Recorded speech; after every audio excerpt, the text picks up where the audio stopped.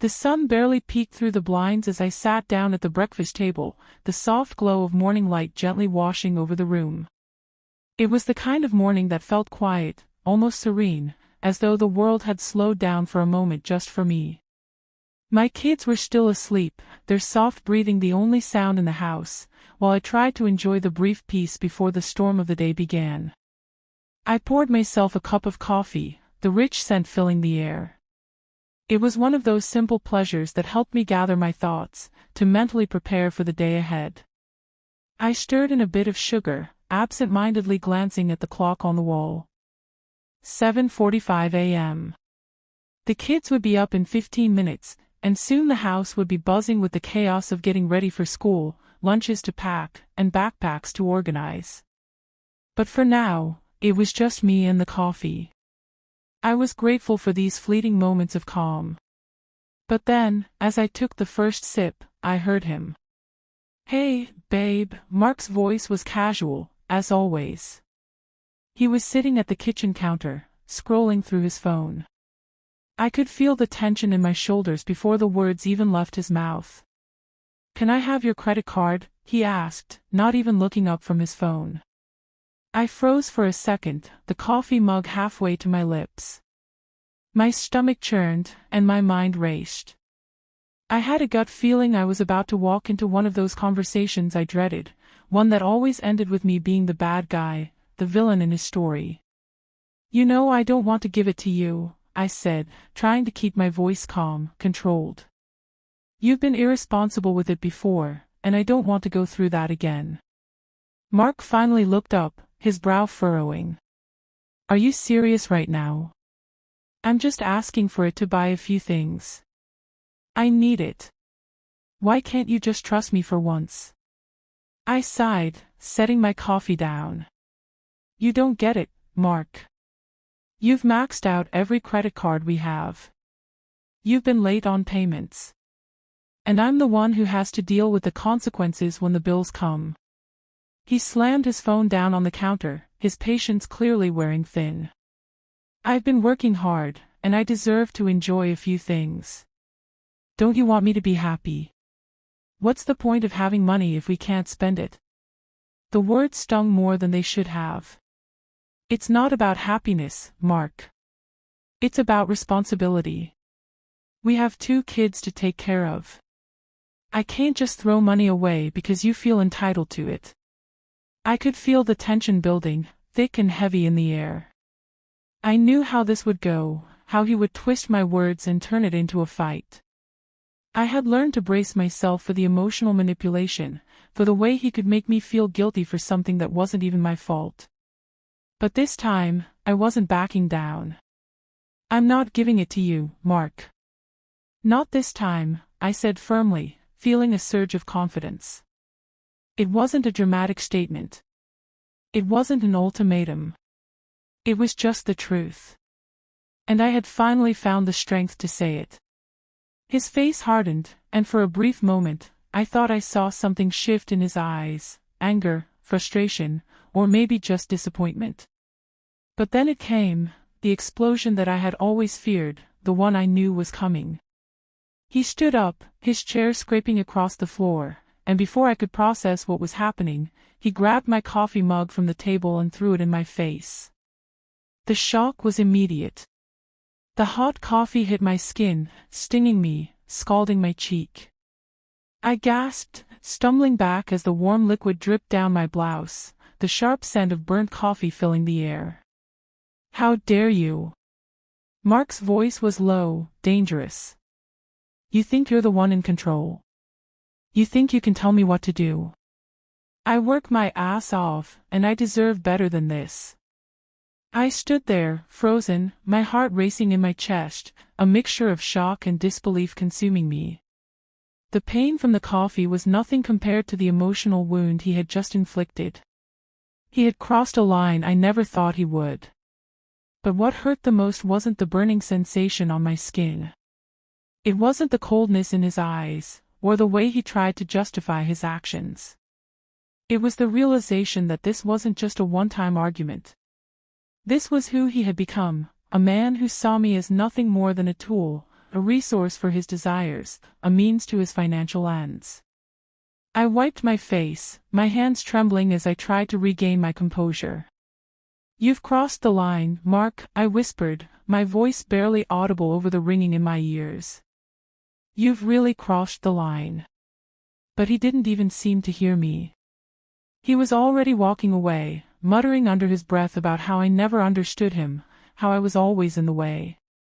I stood there for a long time, my mind racing. The pain of the coffee faded, but the sting of betrayal remained. It wasn't just about the money, or even about the coffee. It was about the disrespect, the disregard for everything I had done for this family, for this marriage. And in that moment, something inside me snapped. I wasn't going to let this slide. I wasn't going to sit back and take it anymore. I didn't know what I was going to do, but I knew one thing for sure: this wasn't the end. This was just the beginning. The rest of the day passed in a haze. The kids were up, and I tried my best to act like everything was normal, but nothing felt normal anymore. I couldn't shake the image of Mark's angry face, the way he had humiliated me without a second thought. I kept telling myself it was just an isolated incident, but deep down, I knew it wasn't. It was a reflection of something much deeper, something that had been festering for far too long. And so, as I went about my day, a new realization began to take shape. This wasn't about forgiveness anymore. This wasn't about pretending everything was okay. It was about standing up for myself. It was about reclaiming control of my life. Mark had just made a grave mistake. And though the revenge wouldn't come immediately, I knew it was coming. The question was, how far was I willing to go? The coffee stains had dried on my blouse by the time the kids came downstairs, their sleepy eyes blinking at me as they rubbed at their faces. It felt like the longest morning of my life, but somehow, I managed to keep it together. I smiled for them, telling them that everything was fine, but inside, I was a wreck. I couldn't shake the feeling of the hot liquid searing my skin, or the bitter taste of humiliation that lingered long after Mark had stormed out of the room. I moved through the rest of the morning in a daze, getting the kids dressed, making their lunches, all while the tension in the house felt thick enough to cut with a knife. Mark was quiet, retreating into his usual silence after a fight. He wasn't apologetic. He never was. His anger had simmered down, but the contempt was still there, just below the surface. And I knew, deep down, that this wasn't the first time he'd crossed this line. It was just the first time it had felt like a breaking point. By the time the kids were off to school, Mark had already left for work, slamming the door behind him without so much as a glance back. The house felt eerily quiet, almost oppressive, like the calm before the storm. I stood in the kitchen, staring at the empty space where my coffee cup had been, the remnants of the morning's chaos still fresh in my mind. I could feel my heartbeat quicken, the adrenaline from the morning slowly fading into anger. How dare he? How dare he treat me like that in front of our children? How dare he throw something so personal, so intimate, like that? I had always tried to be the calm one, the mediator, the one who kept things together, but now I was just a shell of the woman I used to be. I stood there for what felt like hours, the weight of it all pressing down on me. I could feel the sting on my skin from where the coffee had splashed, but the emotional pain was far worse. It wasn't the burn that hurt the most, it was the realization that this wasn't just about a credit card or a cup of coffee. It was about something deeper. Something I hadn't been willing to acknowledge until now. It was about the way Mark had always treated me like I was less than. Like my feelings didn't matter, my needs were irrelevant, and my dignity was something to be tossed aside the moment it was inconvenient for him. This wasn't a one-off argument. This wasn't just him having a bad day. This was him showing me who he truly was, and who he had always been. The betrayal felt like a punch to the gut. I had been married to this man for years, had built a life with him, and yet, I realized, I didn't truly know him anymore. The man I had fallen in love with, the man I had trusted, seemed to have disappeared, replaced by someone who saw me as nothing more than a tool to get what he wanted. He didn't care about me, not really. He didn't care about the years of sacrifice, the late nights spent worrying about bills, the love and commitment I had given him. He cared about what I could provide him with, nothing more. That thought hit me like a ton of bricks, and I felt something shift inside of me. A crack in the foundation of our marriage, something that had always been there but I had been too afraid to face. I had spent years trying to hold everything together, trying to fix what was broken, trying to make it work. But the truth was, I had been holding on to a dream, not a reality. I glanced down at my blouse, the one he had ruined with his rage, and a strange sense of clarity washed over me. This was the moment. This was the moment I had to choose who I wanted to be, who I was going to become. I could keep pretending that everything was fine, that I could fix him, that things would get better. Or I could finally admit the truth, things would never change. Not unless I made them. And just like that, I knew what I had to do. The rest of the day passed in a blur of thoughts, emotions, and questions. I couldn't stop replaying the scene in my head, the way he had thrown the coffee in my face, the anger in his eyes, the way he had made me feel small and insignificant. I knew he would never apologize. He never did. Mark didn't believe in apologies. To him, they were a sign of weakness. So I would never get an apology for the way he had humiliated me. I would never hear him admit that he was wrong. But I didn't need that. I didn't need him to admit anything. What I needed was to take back control. To show him that I wasn't the same woman I had been when we first got married. I wasn't the same woman who had put up with his careless behavior and his emotional manipulation. I was done. Done with the excuses, done with the lies, done with the humiliation. By the time evening rolled around, I had already made up my mind. I didn't know exactly what I was going to do, but I knew it had to be something big. Something that would make him realize that I wasn't just going to let this slide.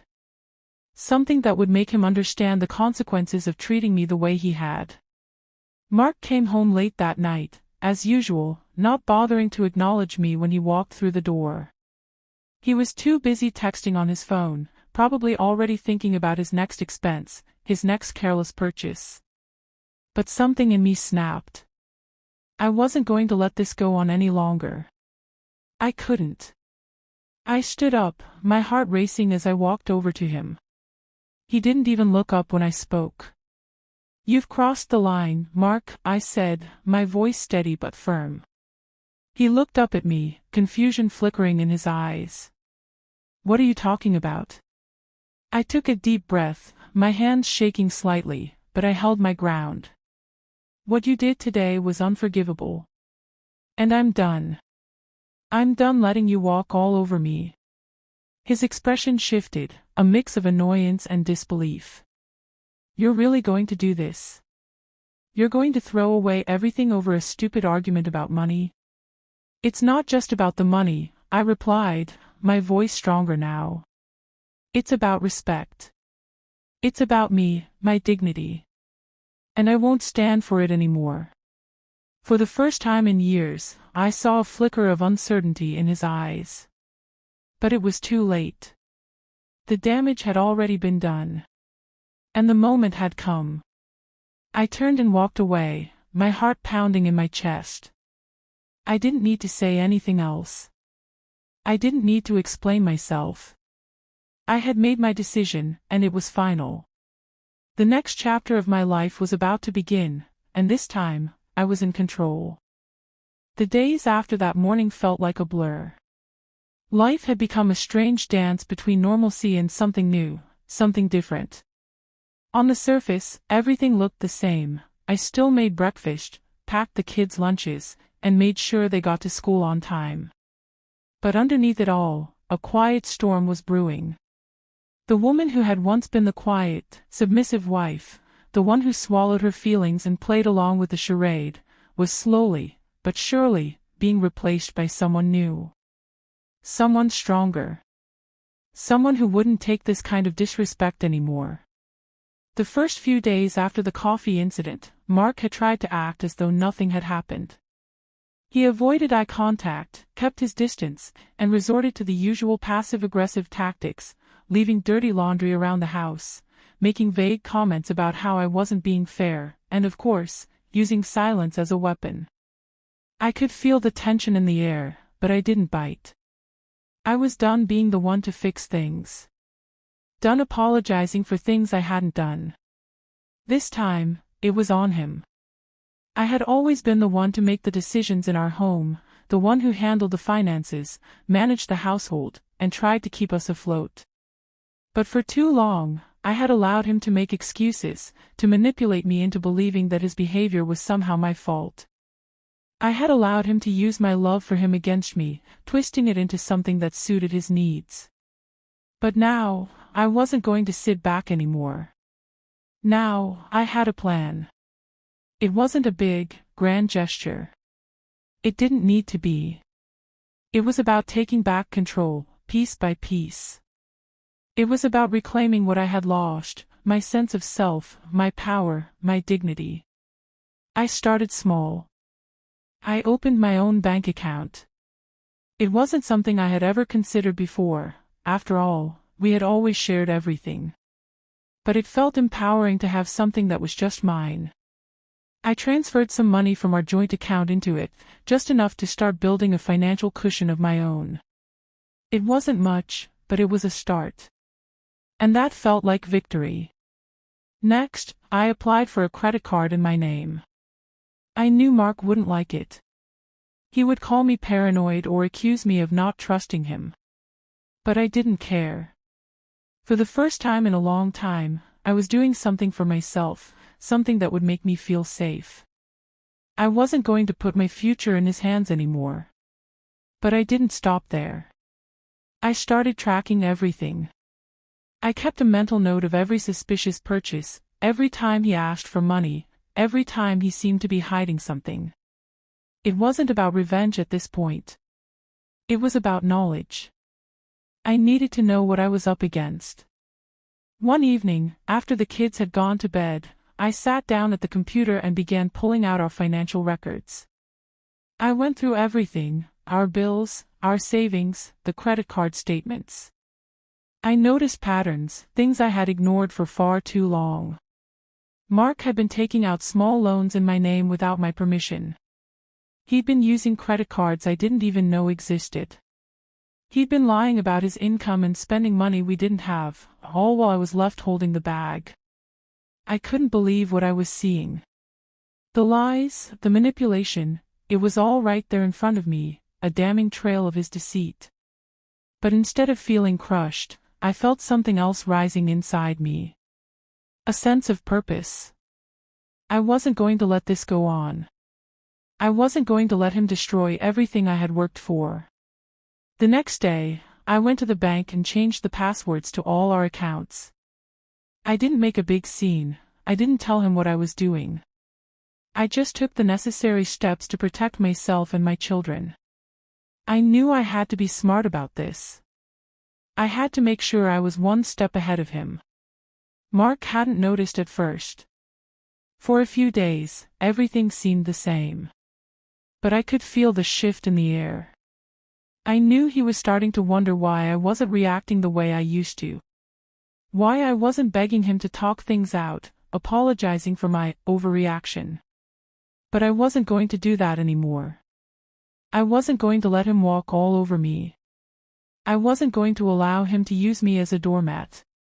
One afternoon, while he was out running errands, I went to the drawer where he kept his wallet. I didn't take anything, but I did a quick scan of what I could find. I was looking for clues, something that would give me an edge.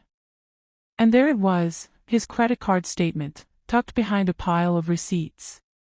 I took a photo of it with my phone and slid it back into place. The more I dug, the more I uncovered. It wasn't just the credit card debt, it was the way he had been using me for years. The way he had manipulated me into thinking that his actions were justified, that I was the one who was wrong for questioning him. I had let him control me, let him make me feel small for so long, and now I was done. The final straw came when I found out he had been trying to make a large purchase for something extravagant, something that I knew we couldn't afford. He was planning to max out another card, and I knew it was only a matter of time before he would come crawling back to me for more money. I wasn't going to let it happen. I had planned my next move carefully. I called the credit card company and reported the fraudulent charges under his name. I knew it would send him into a frenzy, but it was necessary.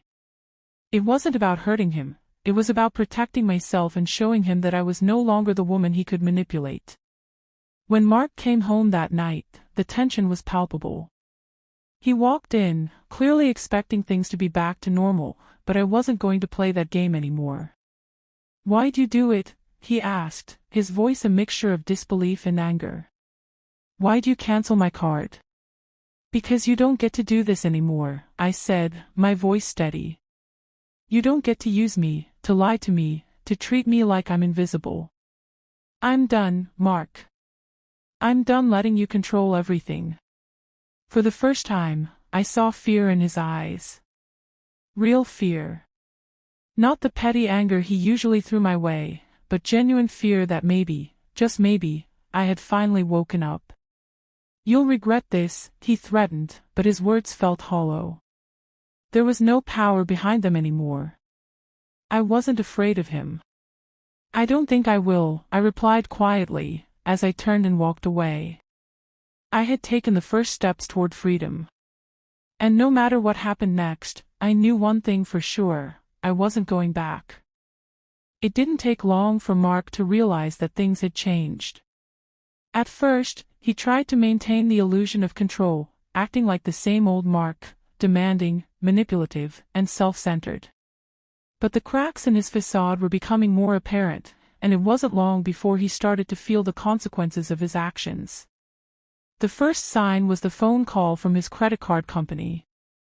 Mark had always been good at avoiding the consequences of his reckless spending, but this time, he couldn't escape it. The company had flagged his account for suspicious activity. He came home that evening looking frantic, the bill he'd tried to hide clenched in his hand like a secret he was afraid to let slip. "Why did you do it?" he demanded, his voice sharp with anger. "You think you can just ruin everything for me? Cancel my card. This is my life, my money." I didn't flinch. For the first time, I felt a strange sense of calm. I had been preparing for this moment. The moment when he would try to turn everything around and make it look like I was the villain in the story. But I wasn't going to fall for it anymore. "I didn't ruin anything," I replied, my voice steady. "You did this to yourself. You've been living outside the boundaries of responsibility for too long, and I'm not going to sit by and watch it destroy us." He took a step toward me, his fists clenched in frustration. "You think you're so much better than me, don't you? All this time, you've been playing the perfect little wife, pretending like you're the one holding everything together. But you're just as much a part of this as I am." I stood my ground. "I've been holding everything together because I had to.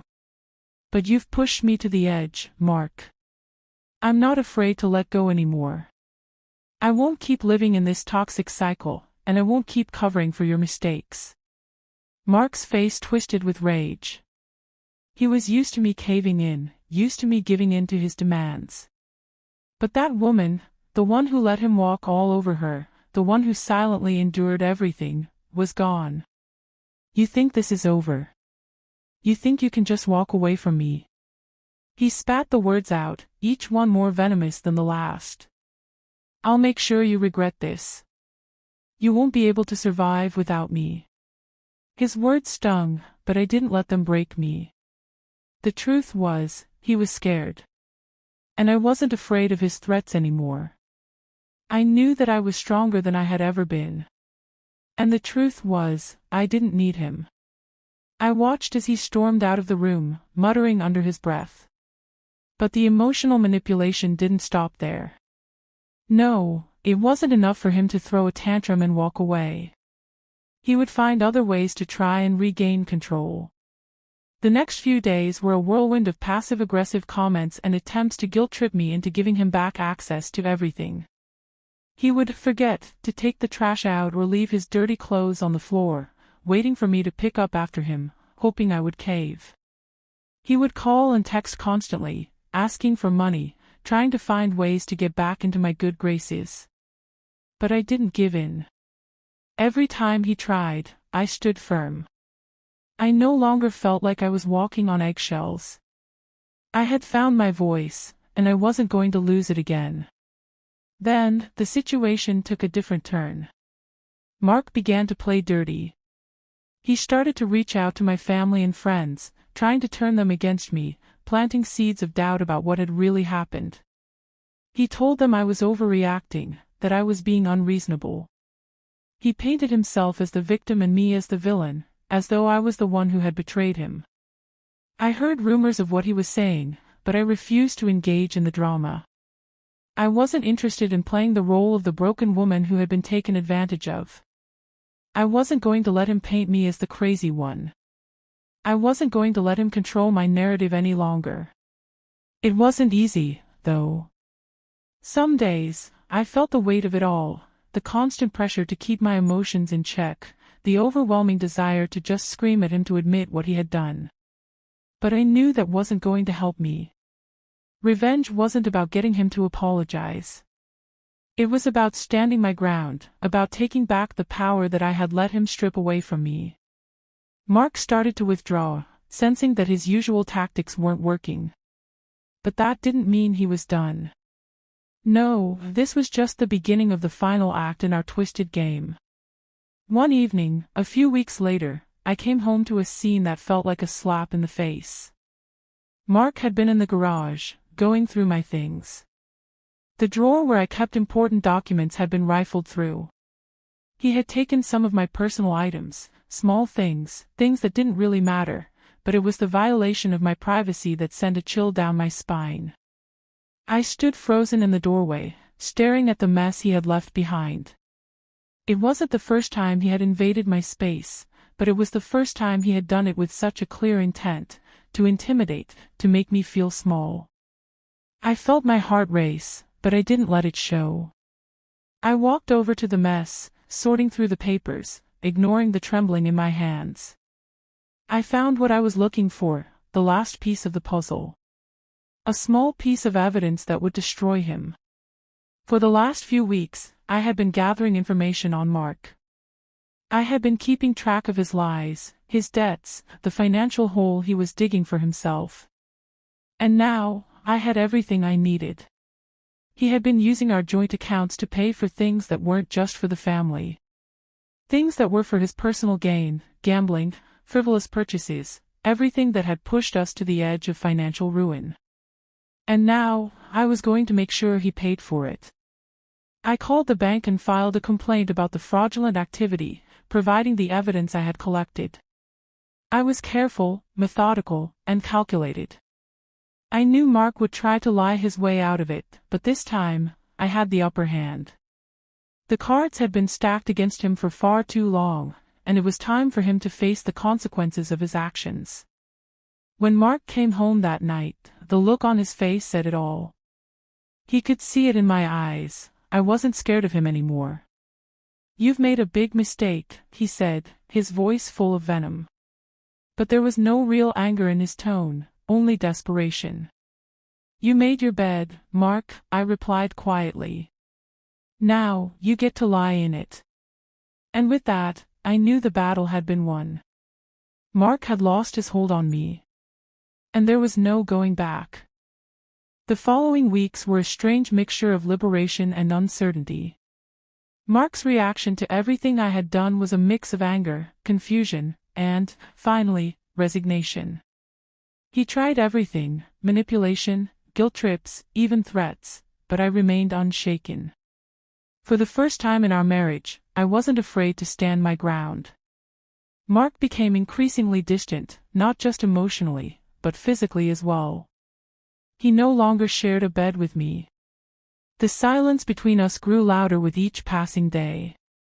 He was still angry, too angry to leave the house, too stubborn to admit defeat, but he wasn't fighting for me anymore.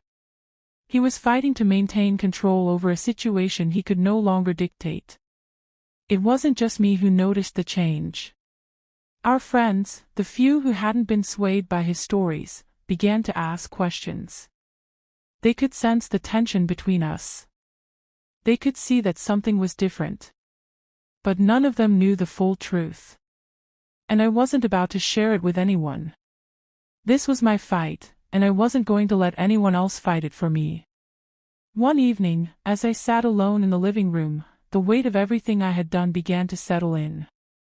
The kids were in bed, and the house was quiet, too quiet.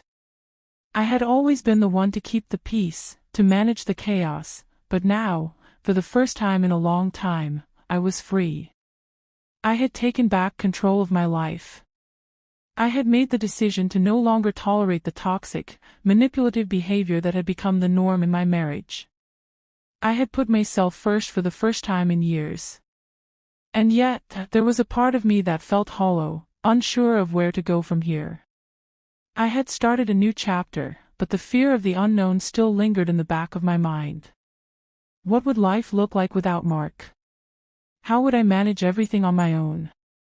And, most importantly, would I ever truly be able to forgive myself for allowing things to go on for as long as they had? I didn't have all the answers, but I knew one thing for sure: I would be okay. I had already made it this far. I had already taken the hardest step, standing up for myself. And now, nothing could break me. Mark's departure came sooner than I expected. It wasn't a dramatic confrontation. It wasn't a grand, Hollywood-style exit. No, Mark packed his things quietly, avoiding eye contact as he left. He never even said goodbye. And, for the first time, I didn't feel a shred of guilt. I had finally learned that I wasn't responsible for his happiness. I wasn't responsible for fixing him or making him a better person. He had to do that for himself. And I had to live my life for me, without him, without the weight of his expectations, without the constant emotional roller coaster. The day after Mark left, I sat down in front of my computer and drafted the divorce papers. There was no question in my mind anymore. This was the end. I wasn't going to waste any more time wondering what might have been. I wasn't going to keep hoping that things would magically get better. I had given him every chance. He had made his choice, and so had I. Filing for divorce felt like a weight lifting off my shoulders. For the first time in a long time, I could breathe. The future, uncertain as it was, suddenly seemed full of possibilities. I wasn't tied down anymore. I wasn't living in the shadow of someone else's selfishness. The kids were sad, of course. They missed their dad. But I promised them that we would be okay.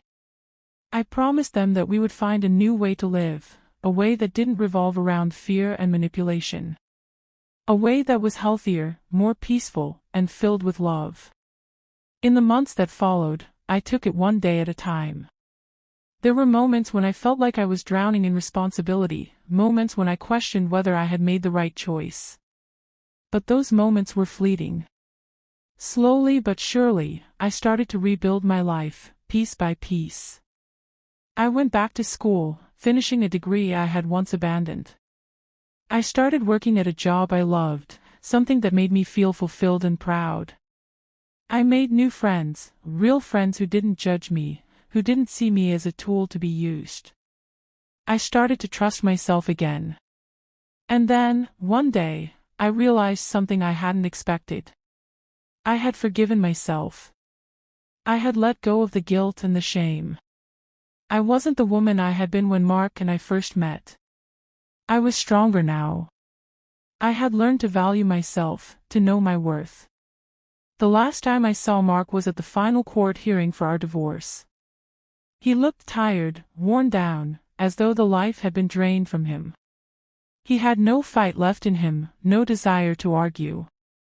He was a shell of the man he had once been, and I couldn't help but feel a sense of pity for him. But I didn't regret a thing.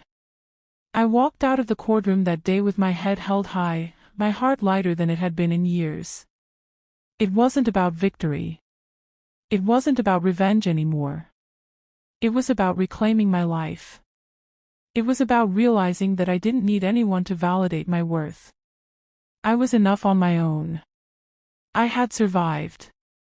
And I was thriving. The woman who had once been broken by love, by betrayal, was now a woman who knew exactly who she was and what she was capable of. The future, though uncertain, was mine to shape. And I was ready to embrace it.